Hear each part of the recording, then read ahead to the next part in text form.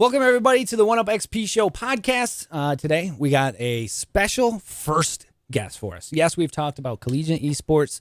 Yes, we've talked to CEOs and owners and founders of organizations. We've talked to the pros. Today, we're going to be talking a little high school esports. Rather new to me, rather new to a lot of people. And in Northern Michigan, we don't have a whole lot of schools that are partaking in this just yet. I have a feeling, though, in the next few years, you're going to see a lot more of these clubs or organized esports at the high school level soon. And today we're talking to Matt Rogers, Kalkaska Blazers Esports, whatever you want to call it. He is the principal / esports director there in Kalkaska. Welcome, brother. Pleasure to have you, Matt. Hi. And no problem, man. Thank you for joining me because this is all new to me as well. You and I both have some backgrounds in esports, but when it comes to high school esports, like I think I'm as lost as the next person. I know it's gonna have some esports background to it, but like obviously there's not conferences like there are for like the Big North or any other traditional sport, if you will. But this is all brand new to a lot of people, and I want to get some background in this. So first and foremost, as I said before, thank you for joining us. But give me a background on Matt Rogers. Where did it start? Where did gaming start, and how did we end up as principal and esports director at Calcasa? Yeah, so I've been playing video games my whole life. It's something that, in high school, middle school, you compete in sports, go home and kind of play video games on the side. And I started competing myself in esports. Did pretty well in some of the beginning games. So I feel like original OG kind of like esports type thing. Right. Competed in a World Series of video games and stuff. And then it kind of has grown since then outside of obviously all the collegiate and high school stuff and gotten to a big deal. With the high school stuff, it really kind of started with just students and me having conversation about they played video games, I played video games, and then we started bringing in our computers and playing against each other after school or during days where we kind of had some free time, and It's kind of just grown out of that. I absolutely love the fact that, the kids found out you played video games, started asking questions, and it's like, It all went downhill from there. And I can relate every bit of that because over the last, year and a half with COVID precautions, I've been doing classroom visits, but this way, the way that you and I are doing this with Zoom meetings, and all the kids see this behind me, and it's like, wait, are you a video gamer? And it would instantly turn into video games, and everybody wants to know what I play, and can we play with you? And I was like, yeah, I have it's awesome. I love to play with anybody and everybody. And that is super cool how that all came about for you. But like you said, you had a background in esports before really esports was kind of a thing. What was it? Modern Warfare 2? Call of Duty 2 and Call of Duty Modern Warfare. Yeah. So okay. Call of Duty 2. That's like, that's like first Xbox 360 Call of Duty. Yeah. Like that's way back. Yeah, we started in 2003 with Medal of Honor, got pretty serious in the original Call of Duty. And the big game was Call of Duty 2. It was at World Series of Video Games and a couple other LAN events. And World Series of Video Games, man. Yeah. That's pushing her back there a little bit. It was back there a while. Yeah. 2007, I'm kind of dating myself a little bit. Hey, yeah. It's all right. You're still younger than I am, I think, which is fine. But yeah, that is awesome. So give me a little bit of background on the Kalkaska esports side of it. You said the kids were obviously interested in what you were doing. You would kind of, if you had extra time, games would be had and fun would be had with you guys and the kids. But how did esports roll around? Yeah. So one day, one of the students kind of brought in this idea of starting a team, and they kind of took a lot of it on at first. They kind of looked up these different sites, and part of me was a little skeptical. I was coaching other sports at the time, and I was like, you go to these websites, and it was a little interesting. You're like, oh, this would be kind of cool, but could I actually get someone to, help fund this or help agree to it? And one day me and the kids were talking. We just said, heck, we'll just do it. And if someone stops us along the way, they'll stop us. But we just started a team, started fundraising, started trying to make it a reality. And we didn't really ask permission, and that's probably the best way to go about it sometimes. We just kind of took off with it and was like, hey, we're going to make this our thing. Right. Oh, man, I'm grinning from ear to ear. You obviously can't see me because we've had this discussion. It's 2021 and we can't have two cameras and two different softwares, but I am grinning ear to ear because this is just amazing to me that, you guys just pick up and ran with it, which Yeah. not a whole lot of people know where to go with it. And that's probably the best way to start this up is get interest, build it up from the ground up, and it takes off. And like you said, you guys have grown quite a bit over the last few years, correct?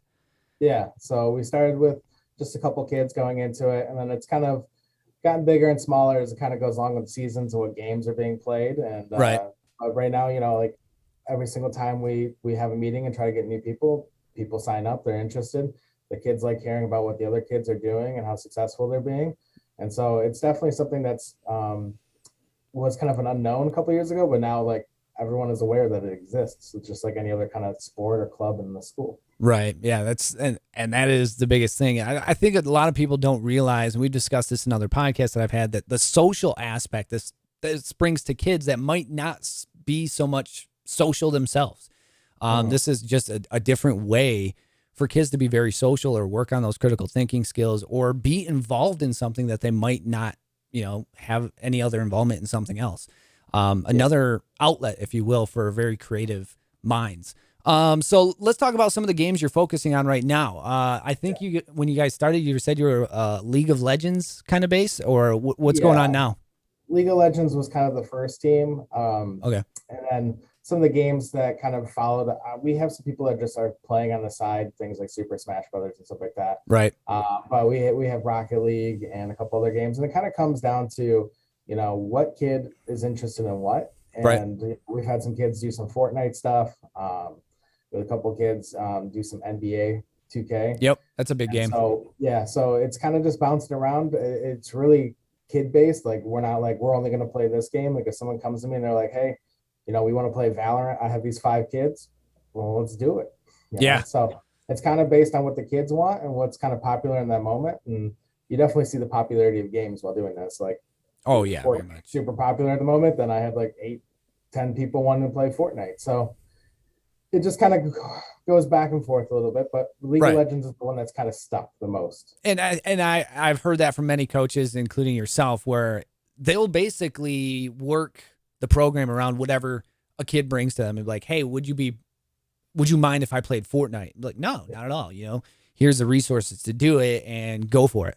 And that just kind of shows how the esports community will work with any kid that wants to be inside of an esports program. Like they bring a game to him and it essentially is like, yeah, like we have no problem. As long as it's, not a game that is against anything that is, obviously rule based or whatever. Fortnite and Valorant and all these games, League of Legends, Smash Brothers, none of that's going to get anybody in any trouble. It is, very competitive, but also critical thinking, especially when you're playing with a team, which is very good for kids to do, especially at a younger age like that in high school. So let's talk about some of the funding for an esports program. Obviously, when you think about it, you might think this is not going to be an easy thing to do. But then when you start thinking about it, having 10 or 20 PCs, that's going to last you for a little bit. And it's not going to be, like a football program or a very popular traditional sport program. Tell me a little bit about the funding at the esports program there with Calkaska, how it got started and what you guys do now to keep up with it. Yeah, originally it was kind of just the kids paying to play a little bit and kind of fundraising it up. We had the computers already. Right. Most of the games that we're talking about, they can run on any kind of medium end school computer. Right. I mean, to be honest. And so we had drafting computers that were really expensive computers that ran the games flawlessly. So we're like, we'll use those. And then from there, we kind of begged, borrowed, and stealed some things. We had some people donate some old mice and keyboards. Oh, nice. And then the school started funding me as a coach because that's important. You have to get the right people in place. So they started paying me as a club, and now they're going to move it to a coaching salary. So it's getting paid kind of like you would a JV coach or varsity coach on any sport. And so that's important. And for the bigger things, we've worked on setting up grants and different opportunities to kind of get things for cheaper, to kind of like lower the cost so that way kids can compete no matter what. And so this last couple of years, we've been fortunate enough to win a couple of grants where our kids got to play for free. All their costs were waived by the different leagues. And then we won a $25,000 grant through the high school sports e-league and the National Guard and Alienware. And they sent us a bunch of computer parts. They showed up on a touring bus and they helped us build the lab basically. So we have 6 new state of the art $4,000 gaming computers with every kind of bell and whistle you could ever want. And they did a great job with the kids. The kids got to learn how to build a computer. It took half a day, but they got it. They finally got all the machines running and up and everything. And it was kind of an awesome thing to watch them kind of grow into it. But there's money to be had out there for it. Oh, and yeah. I think a lot of it is just kind of connecting with what already exists in esports a little bit. Like I said, I had things donated. That was just my friends from, playing for the last 10 years, just being like, hey, I just heard you got a new mouse. What are you doing with the old one? Like that type of thing. So That's awesome. we just kind of, like I said, beg, borrowed, steal. It's kind of how you start anything, right? Yeah. You kind of have to start from the ground floor and try to keep it as cheap as possible to keep people involved. Yeah. And there's just so many amazing aspects to that with how you built it from the ground up. Obviously you're using your contacts and the people that that have been in the esports or gaming, and you're getting old stuff from them, because let's be honest, if you're a gamer, you go through a lot of materials, whether it's a controller or a keyboard or a mouse or even PC parts. Like I have spare PC parts sitting here on the ground next to me because I have yet to figure out what I'm going to do with extra PC parts, which by the way, if you need some, if you need a CPU, I have one right here. But yeah, it's and then obviously when you get the the grant where people bring in stuff and you have the kids build their PCs and know what they're doing. That's huge because they're learning how to build PCs, which in gaming, like I learned how to build PCs that way, is like you get the PC parts and you build computers that are able to handle gaming better than traditional PCs. And that is amazing. Like, like firsthand learning. Yeah. It's like the equivalent of, the old auto shop classes in high school where they learn how to build a car. And you got to see the engine and everything and see how it runs. So you have more appreciation of a car. I think a lot of people don't have the appreciation of what goes into a computer. Oh, yeah. And like how it runs and what the parts are and how to fix it. And, you don't get it obviously building it once, but I feel like they have a better understanding of like, okay, realistically, it only took them 3 hours. Computers are very plug and play nowadays. Right. But it allows them to kind of get a sense of what it's like. A lot of kids will be like, okay, that's what, this kind of job is. Yeah. The IT directors were helping them from our school. And so they got a kind of a firsthand look of it. So that is pretty awesome, because nowadays, PC repair businesses or just PC knowledge in general, these things run our everyday day-to-day stuff. So having the wherewithal of knowing what is wrong with a PC and fixing that PC is a huge thing, whether you want to pursue that as a business or if you want to just be able to fix a PC on the fly. Like that is super awesome. All right, so let's get to we got the background on you. We got the background on Kalkaska Esports and the games you focus on. Let's jump into some questions here. How did esports come about in Kalkaska? We kind of got that from you.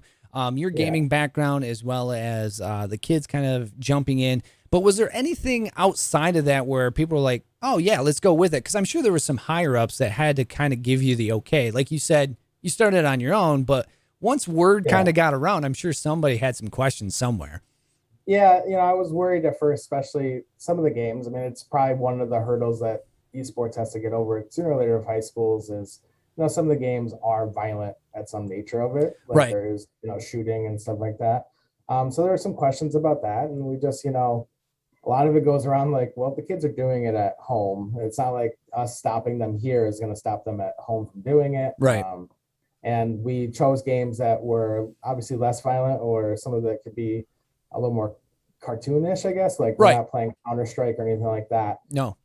So we had some issues there, but honestly, like the whole time I've had a lot of support. A lot of people interested in knowing what it is because it's a cool idea, and I think they see the value of it. I mean, we really didn't bring it up, but we're getting kids that we don't get in any other sports or programs. Right.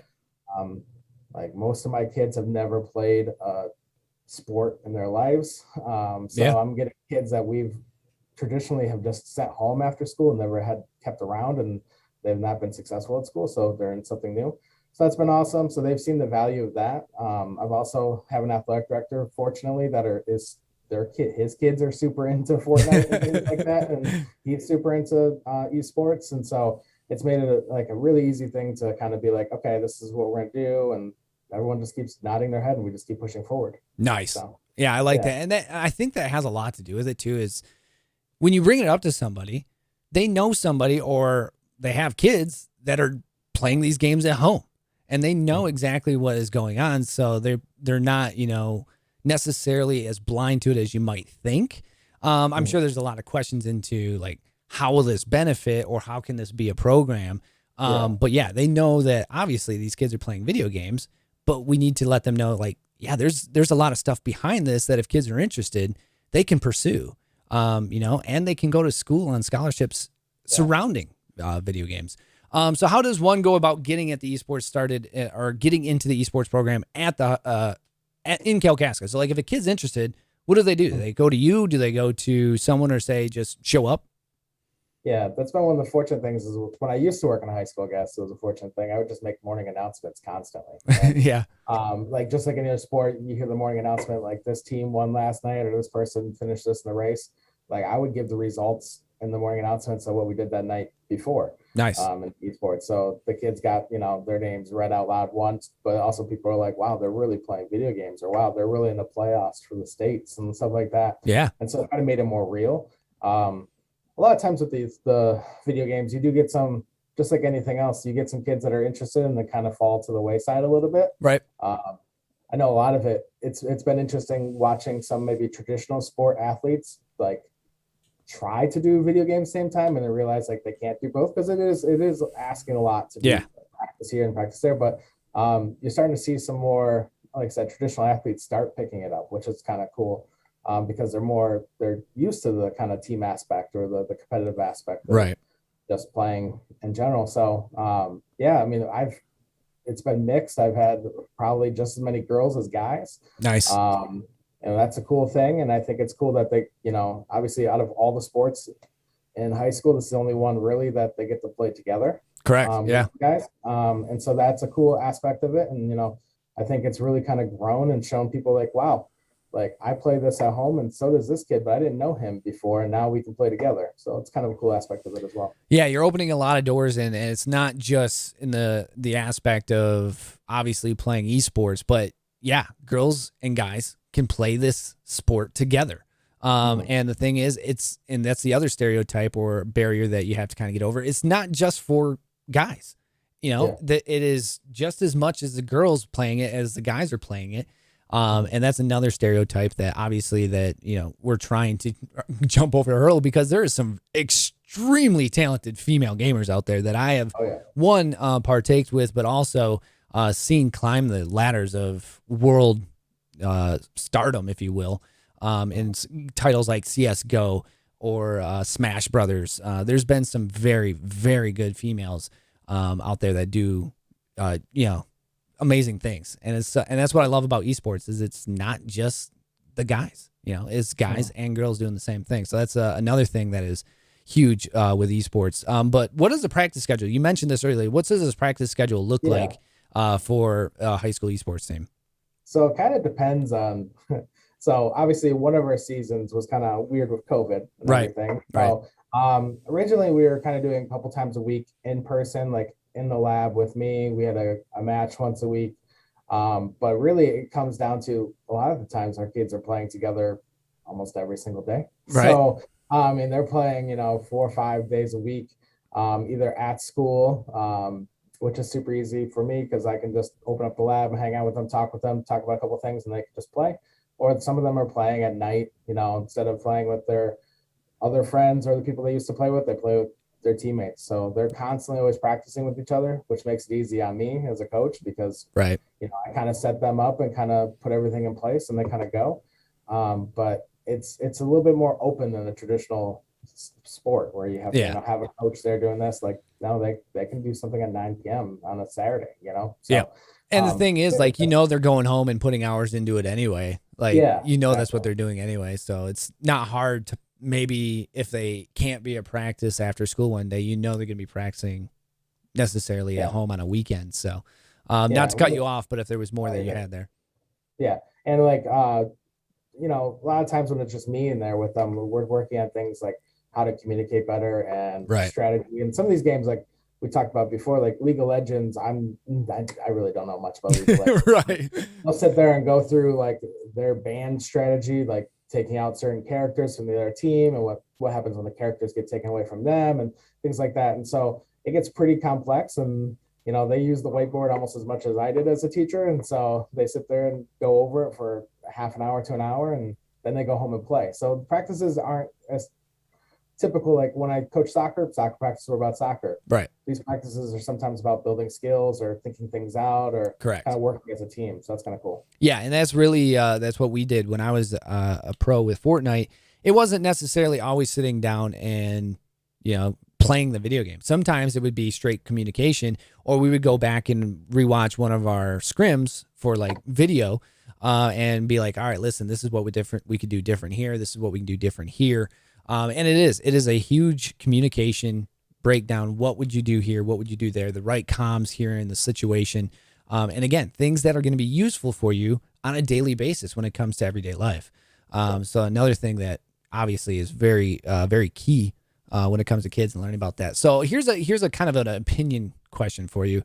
But do you see kids at their best as they participate? So like, do they have better grades? Are they paying more attention? Are they just better humans in general? Going through and doing kind of the program or the esports as they're putting their mind to use, or maybe not, I should say, as they're partaking rather than not partaking and just sitting at home or going home and just, doing whatever. Yeah. Well, as a teacher for those 10 years, a lot of times when the kids weren't doing well in school, you'd ask them like, hey, well, what did you do last night? And they'd say, I played video games all night, or did this, or, right. And so now with this, like my team, it's run by any other sport you would coach, and they have to keep a certain grade point average. They have to do well in school. If they're not doing well in school, they can't practice or have their match. They're not allowed to play. They sit there with me and they do their homework during practice if they're struggling. Like it's a more structured environment. I think it kind of definitely attaches that aspect of school to video games, which is kind of a reversal of how video games have always been seen with school. Right. I think the other cool thing about it too is video games in itself has a toxic kind of community, or a kind of like a negative kind of side of it, where people can be a little more foolish or not as positive, I guess. And I think it's cool to see kids like have good sportsmanship in these games. And, right. When they're working through some of these things, because at home, you're kind of behind this wall, and no one knows who you are, but they play with their names attached to it, with our school attached to it. They right. have to be just as good sportsmanship as the kid on the basketball court. And if they aren't, it's just as big as a deal. Like, they can't play again. Like they get removed. So that aspect of it, I think, is really cool. And it's kind of bettering them as people and how they approach the game. So. Yeah, 150% agree, man. I never even thought about that aspect where you have the school attached to it. Yeah, you are representing something bigger than just yourself in a gamer tag where people don't know who you are. But you obviously have something attached to you, and people know who you are and know who your school is. So that is something that that's going to hold you to a little bit more responsibility. Do you see more schools joining this scene sooner than later? Yeah, I mean, our first year playing, we were playing against mostly schools out of state. We were playing schools across the country, which was kind of cool because our kids would look up their school and like find out where it was and what it was like and everything. So it's almost like a geography assignment. But nice. Nowadays we're in the Michigan League, so there's more Michigan teams. There's some around our area. No, Charlevoix, I believe, had a team this year. Okay. He had one. A couple other schools around us, and a lot of it is nice because it's people that we know and we can communicate with a lot easier. But it also just builds a better scene, because our first year we had like 20 matches, and I think like 5 or 6 of them were forfeits because the teams didn't show up. Mm-hmm. Now with everything being more local, more teams in Michigan, like we're getting more games, we're getting better practices because we can play against other teams for practice. Like it's evolving into something that's more real, I guess. Right. Yeah, you're exactly 100% correct. I mean, it is something that is, rather than being like, oh man, that's unattainable, it's like, when are we getting this? Like it is getting to the point where it's becoming an option pretty much at every school everywhere across Northern Michigan.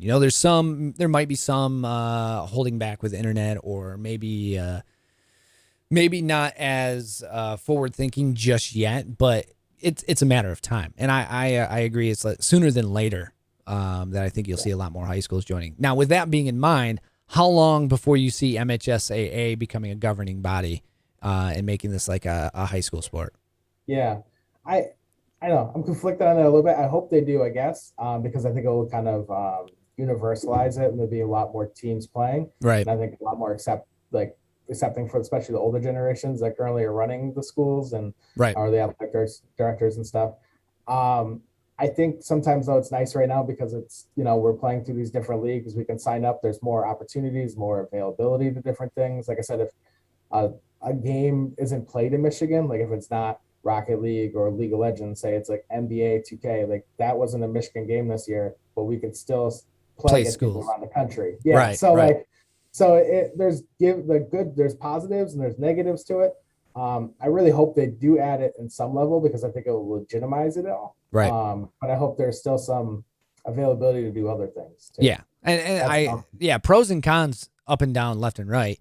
yeah, I think that, as of right now, the pros kind of outweigh the cons. But like you said, yeah, that kind of does hold you back a little bit because, maybe a kid does bring forth a game that isn't offered necessarily in MHSAA. You can mhm, go out right now and play. Yes, it's the wild, wild west, but you know what? You're able to, support that kid in what game he wants to play. So there are mhm, some pros and cons out there, but I think in the long run, I do think yeah, pros are outweighing the cons, but as of yeah, right they do. now, I don't think it's really an option. Yeah. So let's we got a few more questions here. We'll wrap it up in two more and then we have some fun games to play with you. And I Okay. promise you our friendship will not be ruined by these fun games, but it is always fun to do. But what some of the goals for Kalkaska Esports? What are the goals for the esports program in Kalkaska, whether it's immediate goals or maybe a few years down the road? Yeah, I think always, obviously, any team you want to win, and so Yeah. some of our goals is to get better. We finished in the quarterfinals for League of Legends this last season, so we want to improve on that and kind of always keep getting better. Um, but the main goal for me is to do this long term and to find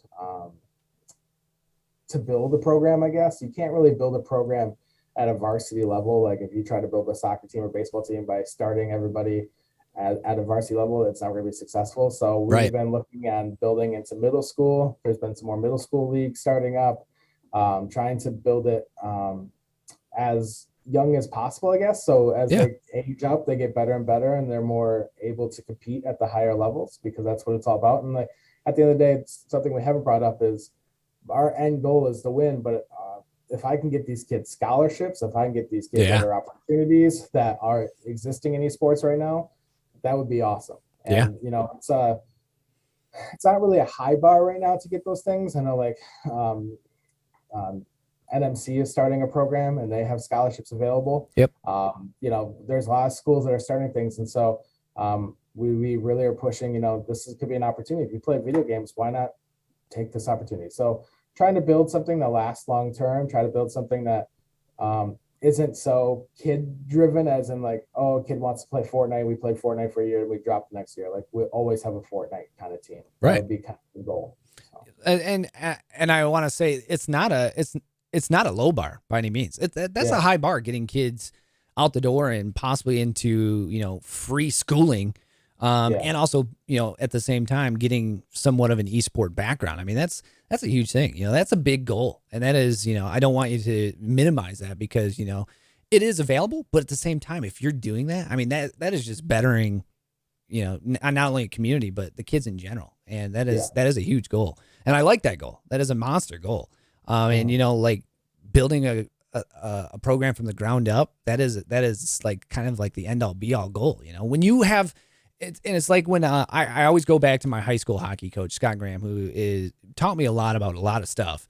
But he started at the high school. He came in 99, 2000, I believe it was 98, 99 maybe. But he started at the high school level and then had his system trickle down, much like you said, where you want to get your system trickled down in esports to the younger, because as they come up, they'll be ready to hit the varsity level or the higher levels. But then you can possibly usher out some kids with the ability to go to school for free. Mhm. Whether it's they want to pursue a business program or they want to, pursue maybe something in the background of esports or play video games, maybe escort out to pro. But that is kind of the mindset is you always want to better those kids as human beings. And that's a monster goal. So I hats off to you because that is a Thank you. great goal. So where do you see Calcasca Esports right now in 5 years or esports in general? Yeah, well, I'm hoping Kalkaska Esports, we have a permanent program that, is hopefully got multiple coaches and multiple games going. Yeah. And one of the things that, we hope for is even having multiple teams in the game, because you're allowed to have multiple teams. So we could have a team that has been playing for years and years together, and we could have a team of people that just started. So it doesn't have to be like you have to be at a high level. Like if you're at a lower level, let's play. Like it's about, it's about the game and having fun. So hopefully we have something like that.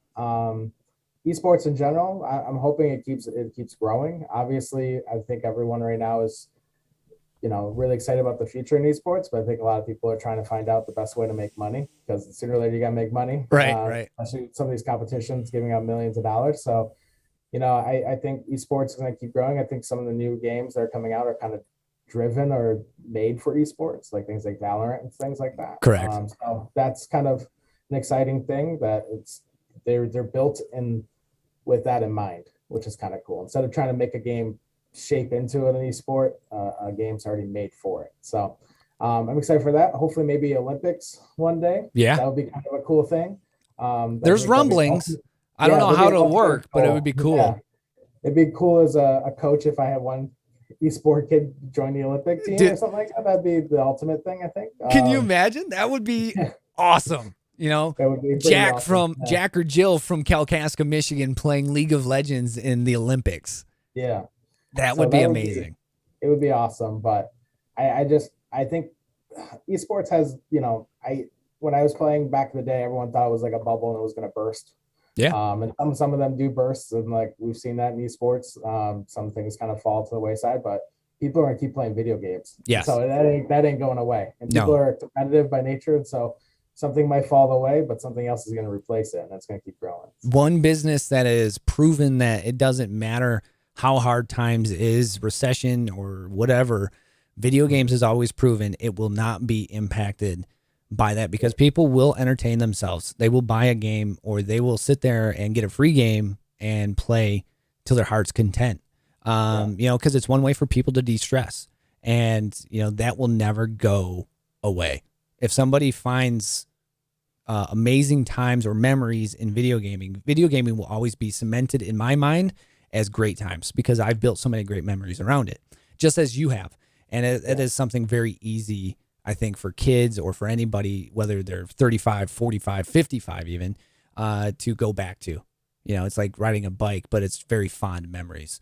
So that does it for the question portion of the program. Jeez, listen, I've been up a long time. I have a little bit of cloud going on in the head, but so now we get to the fun game part. All right, you ready for this?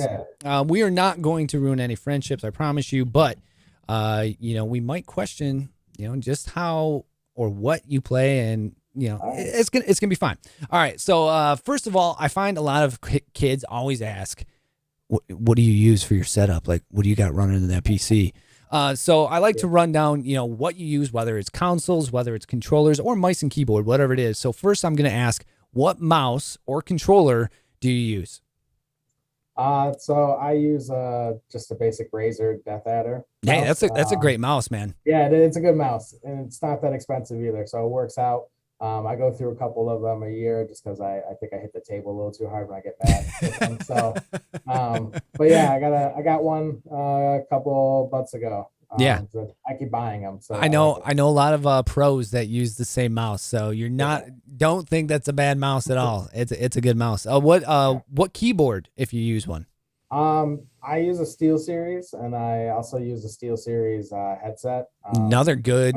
You know what? I actually never thought about headsets. Why have I always forgot about headsets? That's another thing. SteelSeries, important ones, Yeah, you gotta have a good headset. You do. SteelSeries is a good brand. I've always liked SteelSeries. Yeah, I'm very fortunate. One of my friends is one of the higher ups at SteelSeries. Oh, nice. So they do a good job of giving me discounts and things like that. Nice. There you go. A little promo for SteelSeries, I guess. Hey, we'll take it. SteelSeries, if you see this and want to, put your logo on this podcast, we will definitely do it. So what about a monitor? What do you use for a monitor? I got two 24-inch MSI, just nice regular kind of monitors. Yeah, the FreeSync ones, because I got an AMD video card. So they're nice. I mean, it's obviously I like my setup at home better than at school here. Oh, school, just one monitor right now. So It's a lot nicer than having the two, that's for sure. 144 frames, 240 frames. Yeah, 144. 144. Yeah. I mean, Yeah. to be honest with you, if you're playing first person shooters, you need the frames. So I mean, know, but that's good though. Computer, you'll know why. So exactly. So what specs are in your PC? You said you had an AMD video card, right? Yeah. This is probably where I'm currently lacking behind everybody else. All my friends call my computer the potato. Hey, if you can run games at 144, it's not a potato, brother. Yeah. So I just have a basic Intel i5 with a Radeon AMD card. Hey, those are good. R9, something like that. Just 8 GB, 1 terabyte. That's just a basic computer, nothing too fancy, nothing too crazy. It runs the game pretty well, and I don't have to spend hundreds of dollars on it. And exactly. And that's what the good thing is right now, because let's be honest, if you're playing a first-person shooter, you're not playing with the graphics all the way up, obviously. No, not at all. No, not at all. I mean, even in expensive computer setups, you're not doing that because you want frames. So you basically lower the quality, and you're getting to the point in consoles where you can do that. They give you the option to turn quality down so you can get frames, because you need those to be 2 seconds or 2 milliseconds better than the other guy. All right. Yeah. Anything to get the advantage, right? Exactly. You got to think, how can I get this guy? So yeah, don't worry about your setup. That is a great setup, brother. That's a very good setup. I built it in 2015, 16. So it's been a little bit since I've actually built it, but I've been starting to look at new ones. It just right now the prices are a little high. So right now, trying to just wait. Yeah, trying to find anything now is kind of like finding a needle in a haystack, because everybody and their mom wants to buy new PC parts. Yes. So, all right, here's the next round of fun games here that we do. We call it rapid fire. I give you 10 questions. They're random questions. Name something off the top of your head that you think is what you would, genuinely put first. And none of these questions are going to catch you out of left field. Maybe one of them will. I think there's one on here that will, but it's nothing that's going to kill our friendship, Matt. I promise. Okay. So first question. I always say there's a minute with these 10 questions, but we always end up discussing, so it's way more than a minute. I just dropped that by now. First question, favorite platform / console? Ooh. I mean, I'm always going to go back to Xbox. I like my Xbox. So I've been playing it since it came out, the original one, and now obviously the brand new Xbox, but I have so many good memories of Halo and all those other games. The 360 was probably hands down the best console ever built. Oh, yeah. It's so good. And I've had this discussion with so many people. Evolve or Cody Elson at Northwoods, he used to be a Gears of War pro. And I was like, dude, 360 is, and he's like, oh, yeah. The operating system was so crisp and the controller was just so good. I was like, it just, no matter if you're playing by yourself or with friends, it was awesome. Yeah, it was such a good console. I like PlayStation and I like some other ones, but it just could never match it. No, I'm sorry, but 360 will go down in history as my favorite console. Favorite game of all time? Ooh, probably gonna have to go Call of Duty 2. Obviously, that's one I competed in, so I put probably the most hours into it. That's the first Call of Duty I picked up. Yeah, it was a good game. Obviously, it was kind of the start of the first Call of Duty had a health bar and was more of a traditional tactical shooter. Right. Call of Duty 2 had the health regen. Had some multiplayer. Yeah, it was a little more free flowing, and so it was probably my favorite game. And then some other just random games, you can always, I love Mario. You grew up with Mario games, and so I like those. And so honestly, anything. All right. I guess I should throw out a for Pokemon too. Pokemon was pretty awesome. So the next one, I'm gonna jump to it now. But Mario or Sonic? Oh, Mario. Oh man, I'm just not a Sonic fan. I never really was. I love Sonic. Awesome. It was awesome on the Sega Genesis. Right. But I feel like Mario's just had more hits. There's been some misses. Well, yeah. But I mean, Mario is Mario. Yeah. But yeah, Sonic I on think Genesis. I bought almost every Mario game at one point or played it. So yeah, I mean Mario. Can't say the same for Sonic. Yeah, I'll give you that, but Sonic's still my favorite. Go-to snack while gaming. Ooh. I like popcorn, I guess. Yeah. Popcorn because especially the new bag popcorn, stuff like that, just because it doesn't really make my hands greasy, things like that. Yeah, it's easy. Never really been a big eater at the computer though. Been always kind of just a water person. So yeah, that's the thing is I always have a drink, but when it comes to snacks during a session, I really don't have anything unless I'm super hungry. Yeah. Then Because I'll I'm go usually, like pizza rolls or something, yeah, I'm usually playing with other people, so I really don't want to have them hear me chew. So I hate when people do that. So I don't really usually eat. So I I, agree. I kind of do that before I get on. So Favorite TV show or movie? TV show. Oh, it's hard. Um, been watching a lot of Letterkenny lately. Yeah, that a boy. Yeah. You looking for a Donnybrook? um, I I think my favorite TV show of all time, but this is the none of your viewers, younger viewers, are gonna know it. I love West Wing. Oh, So West Wing's that's great. I know it is, but I don't think anyone watched it. So I'm gonna say West Wing. We Movie. we just got done binge watching it probably 6 months ago. My wife Oh, owns all the seasons, but then we saw that it was oh, on Peacock, I think, when we got Peacock, yeah, and we ended HBO up binge Max watching it too. again. Yeah, it's so good. It Like is I good. watched it probably like I fall like people fall asleep to The Office all the time, but I fall asleep to Jed Bartlett talking about politics, and it's I wonderful. mean, So Sheen is just so good. he is. He's He's just like such a good actor. he's never been a president, but he's like my president. Exactly, right? Like I would not mind if he was in the Oval No, Office for 8 he's years. pretty awesome. Yeah. Who do you watch, pro or streamer? So like if you watch any streams or anything like that, is it a do you watch a pro or do you watch a streamer? Um, I have a couple of friends that stream, and they're kind of like semi-pro, so probably them. Watch a lot of like Flom and CS:GO streams and stuff like that. Um, been watching some Valorant. I don't really watch a ton. I do like Hassan, but All right. he doesn't play as many games anymore. So, um, I mean, I watch streams not as much as I used to though. But yeah, so your friends that are pros, semi-pro, Yeah, pro.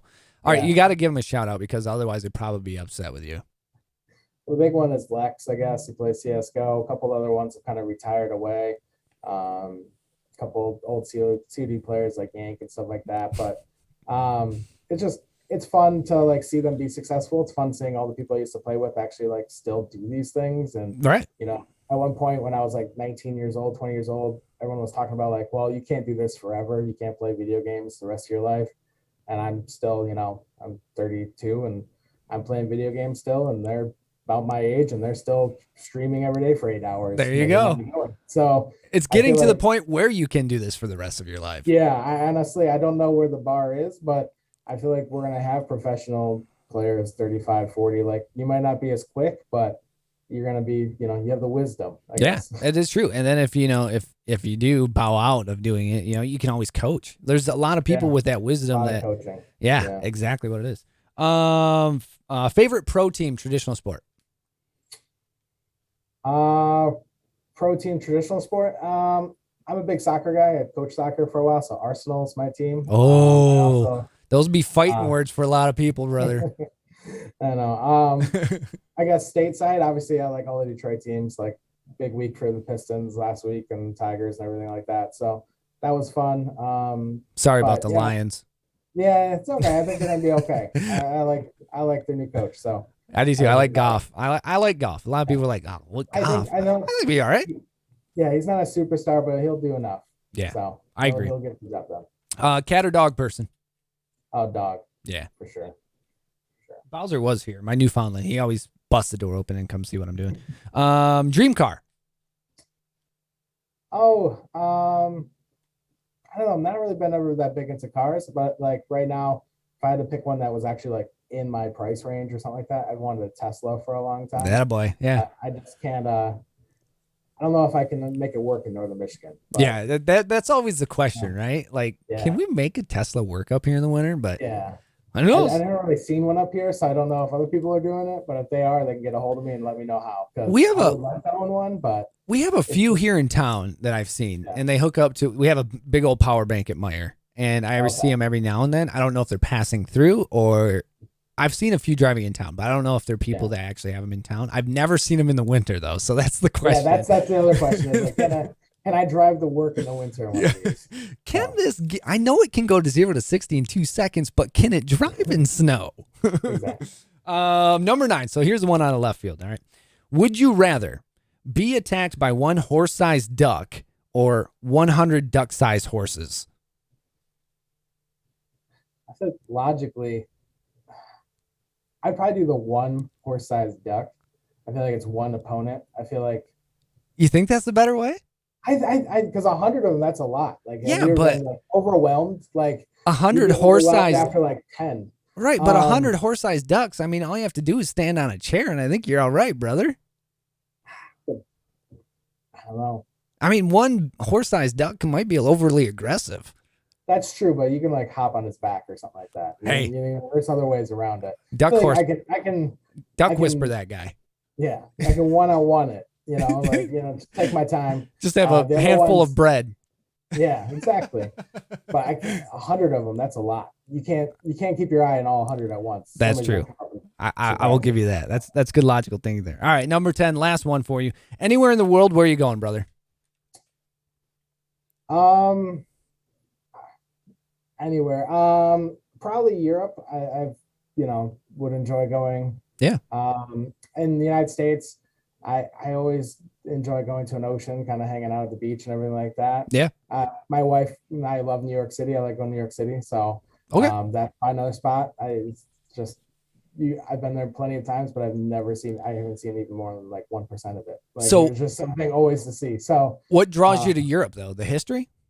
Yeah, I like history. I have a history minor, so going to see all that stuff. Oh, and, just see a different culture and kind of, just you always gotta get stuck in your ways here and seeing how things are here, and it'd be nice to see something a little bit different. So I agree. Nice one. Well, that wraps it up, brother. Thank you so much, Matt, for joining me, the principal and Kalkaska Esports director, here with us. Is there anything that you want to lastly get out before we say goodbye for this round of the One Up XP show? Just shout out to all my students that play in the esports program and everything that they do to make this, possible for me to be here. And, we'll keep working and getting better, and hopefully next year we'll win it all. Matt, thank you so much. I appreciate your time, man, and hats off to what you're doing there in Kalkaska, and hopefully everything goes what you are planning the way it will go. So thank you again for your time. Appreciate it. Again, you can catch us on View It, as well as on Spotify, SoundCloud, Apple Podcasts. This will be up eventually at some point. Not sure when this one will be up, but thank you again, Matt. Really do appreciate it. Take care, and we'll have you back on here, brother. All right. Sounds good. Thank you. Yeah, no problem.